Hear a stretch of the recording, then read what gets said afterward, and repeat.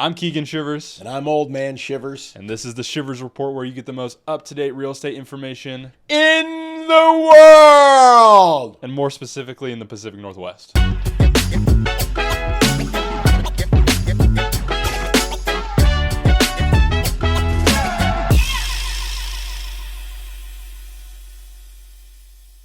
Sellers are taking their homes off the market at a record pace. This is something that I saw all over Instagram, all over social media, everywhere.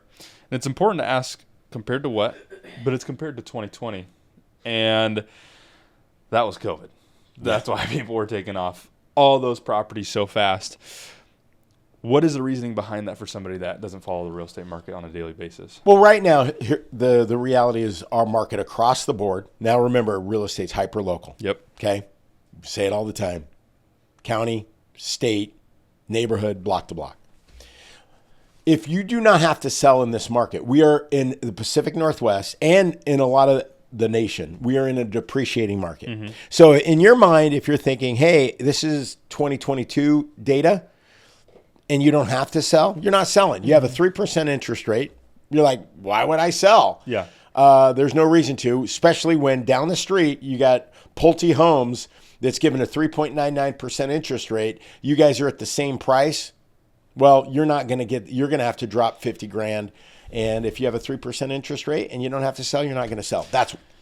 Do you think this is just a lot of people just testing the market, just seeing, hey, if we could get this number, we'd sell? Other than that, though? Well, agent friends we want people to like us. A lot of people get in this business because I love people. And it's hard to have that conversation when someone's sitting there and telling you that they want. I mean, I had that conversation with a client. There was no comps for the property. We tested the market out at a couple $1 million. Mm-hmm.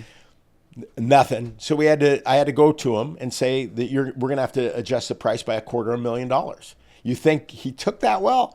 Absolutely not. But it doesn't matter because the market is what it is. It's what a buyer's willing to buy it for and a seller's willing to sell it for. But if you don't have to sell, you're not necessarily going to take a $250,000 adjustment. 100%. And I think that's just the limbo that we're in right now with the rates at 6.67. Yep. With a large amount of people that have interest rates that are below 4%.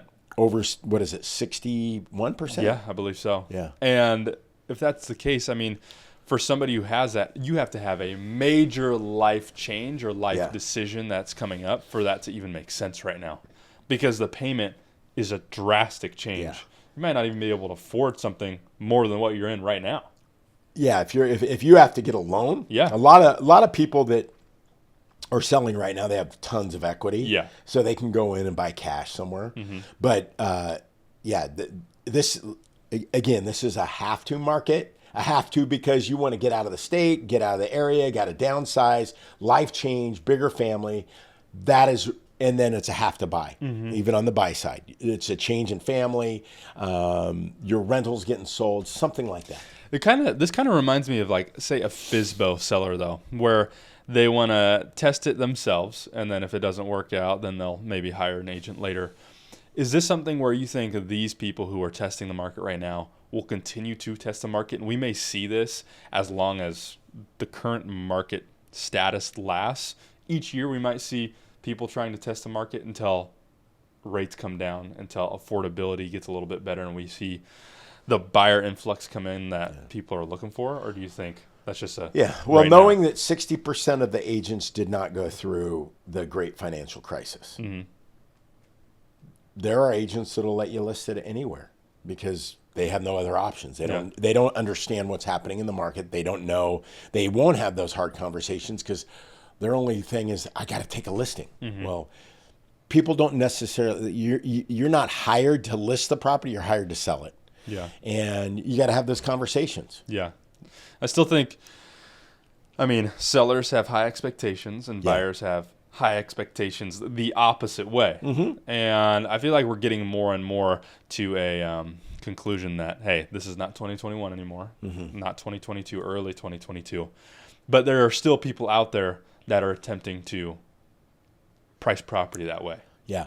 One data stat that I think we should look at is, I believe more people are, if you look compared to last year, 37% of all the properties that have been on the market had price cuts. And right now we're only at 36.1. So we're less price cuts this year than last year. So what that tells me is people are getting more accustomed that, hey, yes, my values have dropped, but they're still up 40%. Yeah. I mean, in Arizona right now, they've dropped about 10% since 2022, but they're still up 45% since 2020. Yeah. So compared to what? It's like you look at the half glass empty or the half glass full. Yeah. And for somebody who, if that decision is something that needs to be, or they want it to happen earlier rather than later, that's the stat you got to look at. Yeah. Is what have you gained since 20? If you would be right now, or back then in 2020, somebody would have told you at the start of the year, hey, you're going to have a 45% appreciation by 2026 on your property. People would have been jumping off the walls with excitement. Right. But because of how it's felt the last 3-4 years since the end of 2022, there's a different feeling in there right now. Yeah, because in their mind they're losing, even though they're still, they've gained, but they're in their mind. People try to avoid pain more than pleasure, right? Yep. So it's just human nature. Yeah. Thanks for tuning into the Shivers Report. If you have any questions about real estate, We have you covered.